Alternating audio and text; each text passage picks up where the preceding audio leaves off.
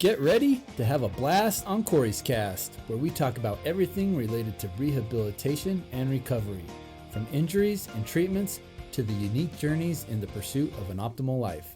I am your host, Corey Rasmussen. Welcome to Corey's Cast, where we frequently invite featured guests to come by and talk about their recent injuries and the journeys that they went on to get back to the things that they enjoy. I'm your host, Corey Rasmussen, physical therapist and owner of Physical Therapy Specialist of Idaho. Today we have a very special guest.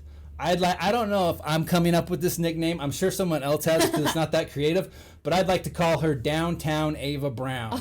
So this girl is a slugger on ISU's softball team. So just to highlight a little bit of her accolades here. So she came to ISU. Correct me if any of this is wrong. Sounds good. She came to ISU in 2023.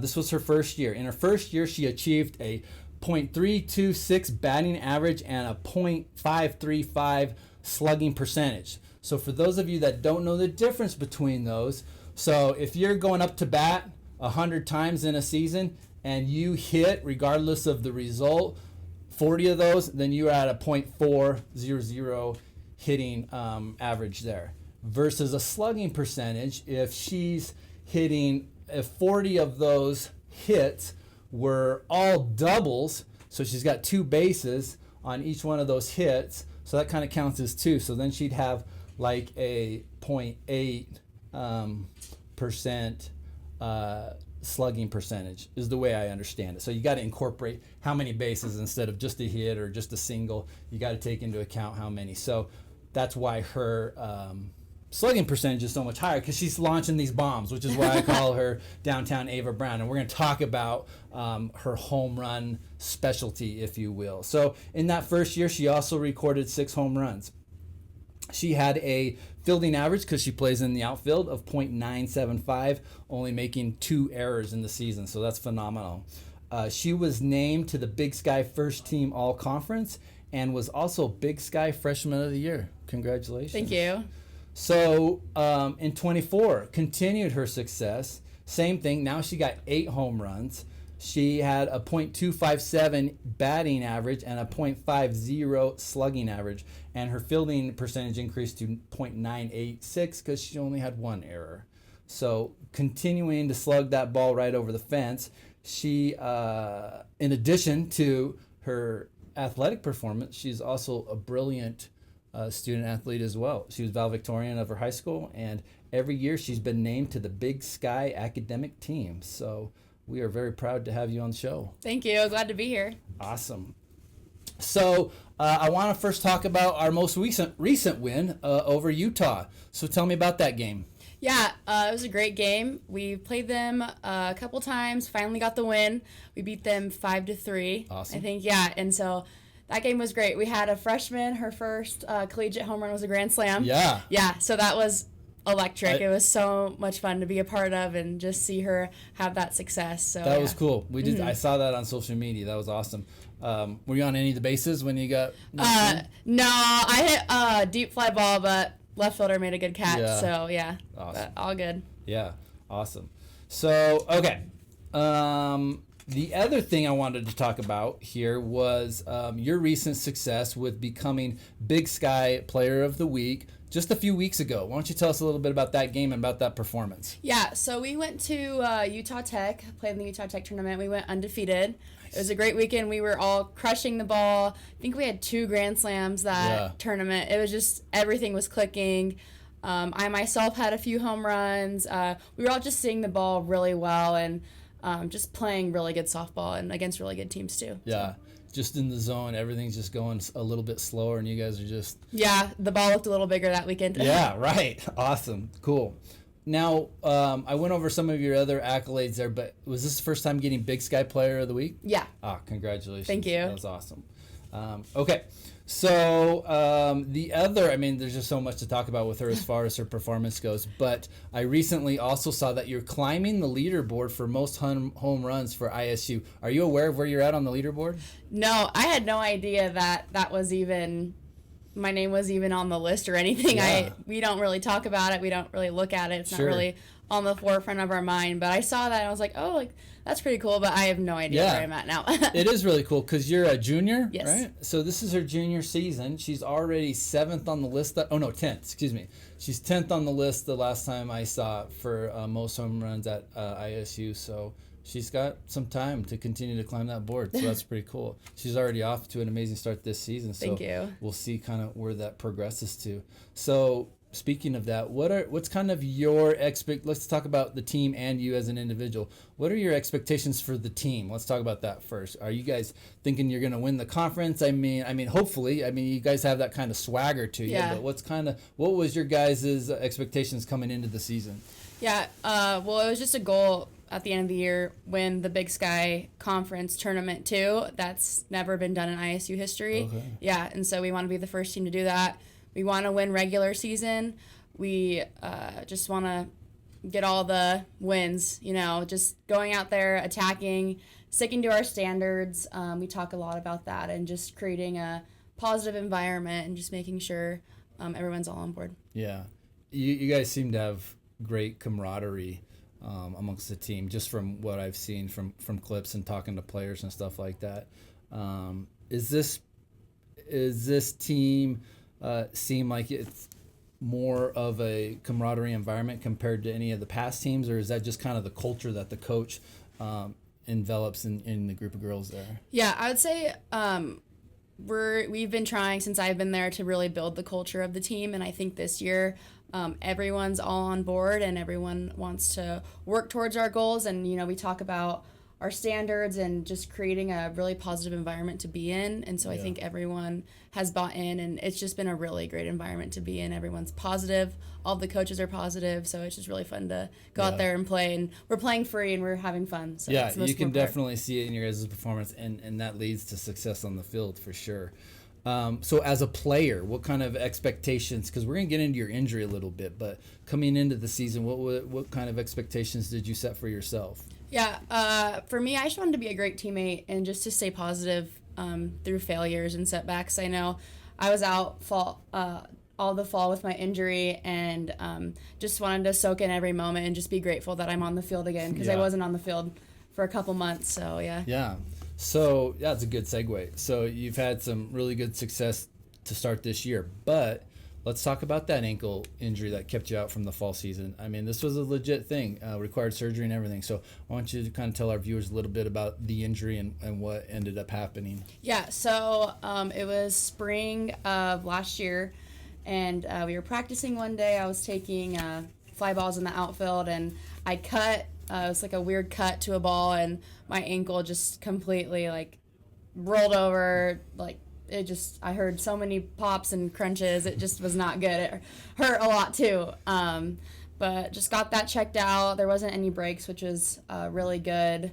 I was out for, I want to say, a week or 2 weeks, and then I came back with a brace, played through some injury there, some pain, just had to move through it. We were in the middle of our conference and things like that. And so I took some time off in the summer and came back to it, and it was still bothering me a lot. I had pain anytime I'd run or cut. Anytime I jumped too, I just was not feeling good. I was just in pain and feel like I couldn't do anything to the best of my ability. So we went to a doctor back home in California and got an MRI and just saw that there is really nothing connecting my two bones together.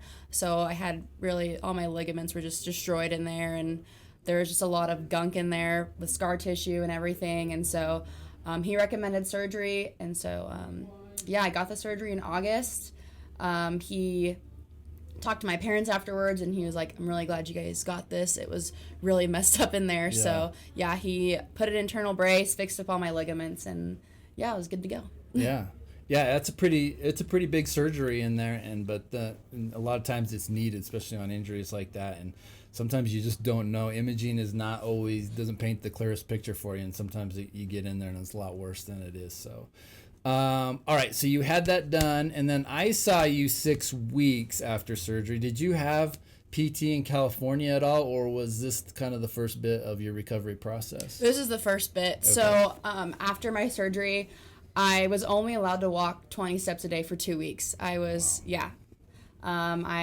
on the couch or on my bed all day, every day, Limiting your water intake. Yeah. You don't want to go over 20. Yeah.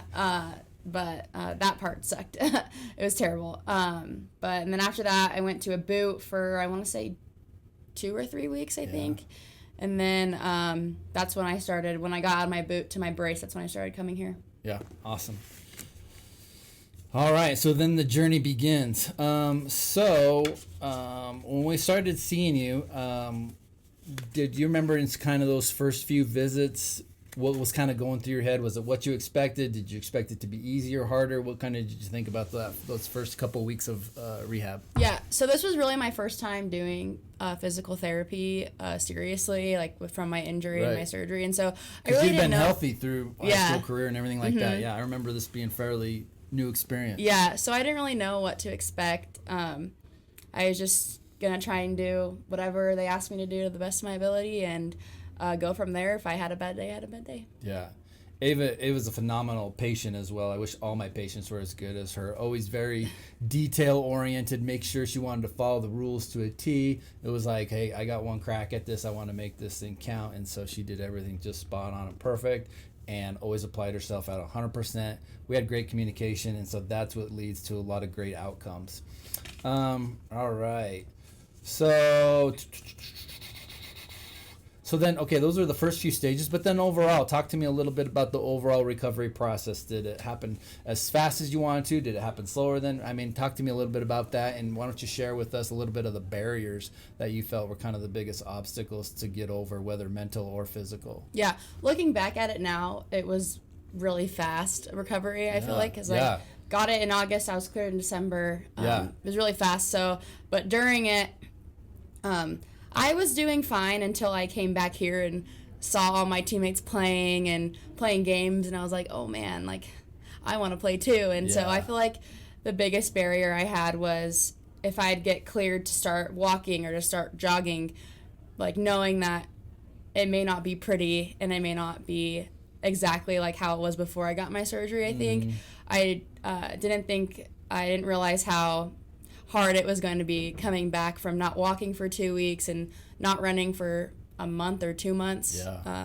So that was hard. And it was just hard, like I want to go 100% and I want to play, but I know that I couldn't at that moment. And that was hard. Yeah, you were a good balance. Some people it's like really having to hold back the reins because they're just chomping at the bit so much. But I mean, I could see that desire there, but you were still like, hey, we got to do this right. And she did fantastic. I just remember also transitioning to running. It went so quickly. Like this was a pretty major surgery, and I actually liked your surgeon's approach. I'm a little more on the aggressive side as well, and I felt like they were too as far as clearing you to do certain things, and so it went pretty quick. And just progressing from just strengthening into running and then to cutting and agility and then just playing kind of thing. And so and she's a fast runner, so that ankle's going through some things, and so that was pretty awesome to watch. Thanks. That and a lot of people take a little more training with some of their return to running, working on some of the mechanics. We're fortunate enough to have an anti-gravity treadmill here, and so we can start people running a little bit earlier than what a lot of protocols allow, and to work on their mechanics and their gait and their speed training without putting the ankle, knee, whatever it might be, through a lot of force there. So their mechanics can improve a lot faster, and I just remember her not needing a whole lot of that before we were running on the ground pretty quick. So you've started the recovery process. We've got you started in the first few weeks. It's just boring stuff, strengthening stuff, working on range of motion, trying to get all that stuff back. But near the end, you get to do a little more enjoyable stuff that's a little more sport specific and agility and balance stuff. Why don't you tell us a little bit about some of the things that we kind of put you through here? Yeah, so we did a lot of sprint work.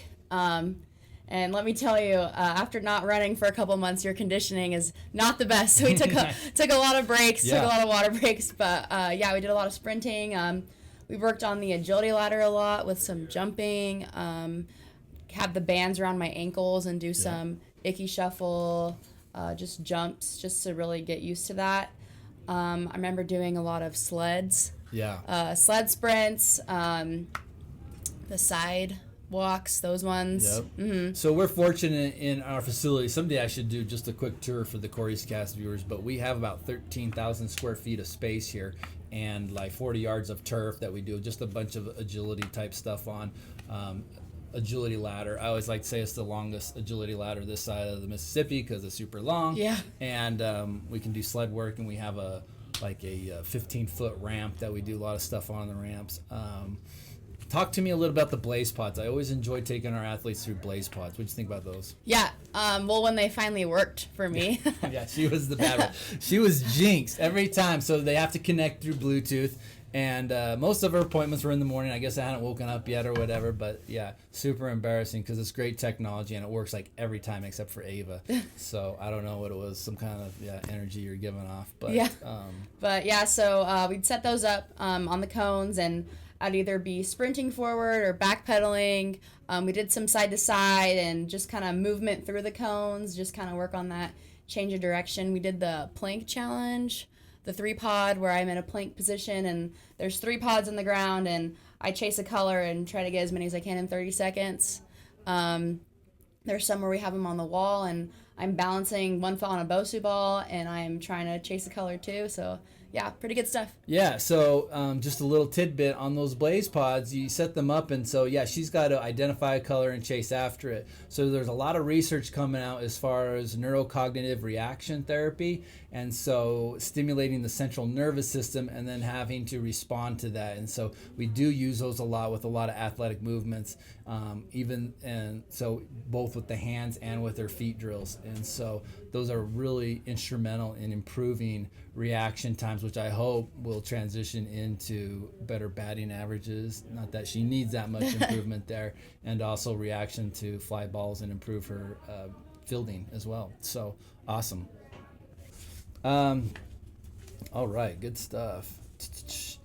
So what's next on the docket for you guys as far as play goes? Yeah, so we're going down to Stockton in California at UOP this weekend. Okay. Yeah, 3-game series against them, so it should be pretty good. And then after that, I think we're hosting another home tournament, which will be really nice. That'd be nice, yeah. Mm-hmm. So is Stockton anywhere close to where you grew up? Yeah, so it's about like an hour and 15 minutes from where I'm from, and so I'll have all my family there, so it's going to be really nice, yeah. That'll be a nice... to always ball out in front of your family like Alyssa did when we were just chatting with her not too long ago. So any advice for, because ankle injuries are pretty common and some people continue to push through them and continue to participate and play. Any kind of advice to anybody kind of going through those struggles at this time in their career? Yeah, I'd just say give yourself grace. I know it took me a minute to really let myself be okay with not being 100% and not being where I want to be. Mm-hmm. And that's okay. Just know that every day through your recovery, you're going to get better, and it's going to pay off in the end. That's awesome. Really good advice. Okay. So I forgot to actually lead off with this as far as we're trying to get at least 10,000 views on all of our podcasting. So make sure that you like, subscribe, comment, and share this video with all your friends, family, and all that kind of good stuff. Anything else you want to chat about before we cut loose? How's your recovery going?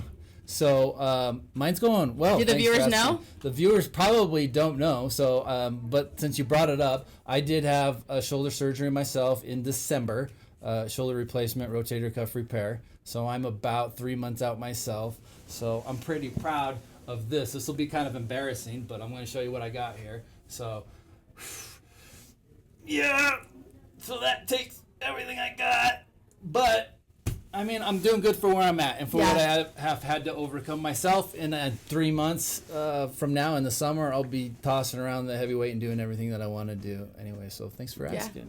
Yeah, so I am definitely learning the challenges and the barriers of a patient and going through this road myself, going through this rehab process and learning the grace and the patience because I'm not super young, but I am younger than most that need a joint replacement. So I was expecting, a few weeks and I'd be back at it. Not a few weeks, but I thought it'd be pretty smooth sailing with my background and just having a little bit of youth on my side. But it's been a road for sure, and it's a constant road, and you gotta give yourself grace, but you got to keep your eye on the prize. And it's not a sprint. It's definitely a marathon. You just got to keep after it.